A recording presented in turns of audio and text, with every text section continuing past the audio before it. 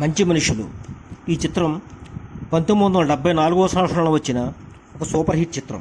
ఈ చిత్రం అక్కినేనితో మాత్రమే సినిమాలు తీసే జగపతి సంస్థ శ్రీ హీమాన్ శోభన్ బాబు గారితో నిర్మించారు. ఇలా నిర్మిస్తున్నందుకు అక్కినేని ఫ్యాన్స్ వారు నిర్మాత రాజేంద్ర ప్రసాద్పై ఆగ్రహించారట.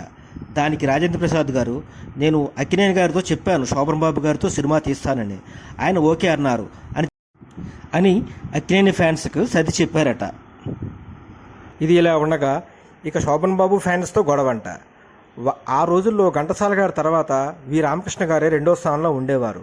కానీ ఈ మంచి మనుషుల చిత్రానికి పాటలన్నీ 3వ స్థానంలో ఉన్న ఎస్ బాలసుబ్రహ్మణ్యం గారితో పాడించారట.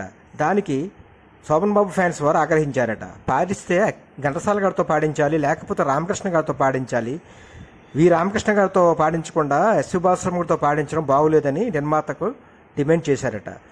దానికి నిర్మాత గారు, ఈ సినిమాని నేను నా సర్వస్వం దారపోసి తీస్తున్నాను. ఈ సినిమా ఏ రకంగా శోభన్ బాబు గారికి పాటలు పెడితే బాగుంటుందో నాకు తెలుసు. రేపు పొద్దున్న తెరపై బాగోకపోతే మీరు నన్ను అడగండి అని చెప్పారట.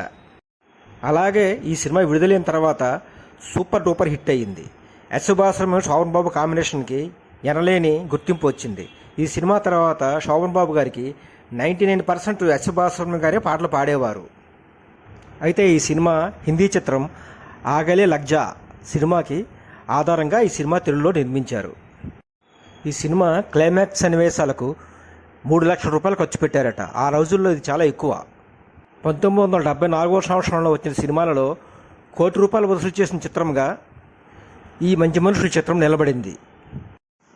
ఈ సినిమా 30 కేంద్రాలలో డైరెక్ట్గా 50 రోజులు ప్రదర్శించబడింది. అలాగే మరొక 10 కేంద్రాలలో డైరెక్ట్గా 100 డేస్ ప్రదర్శించబడింది. ఆ సంవత్సరం పండగల్లో వచ్చిన దసరా దీపావళి పోటీలలో ఏకైక సూపర్ హిట్ చిత్రంగా శ్రీ శోభన్ బాబు గారి మంచి మనుషుల చిత్రం నిలబడింది.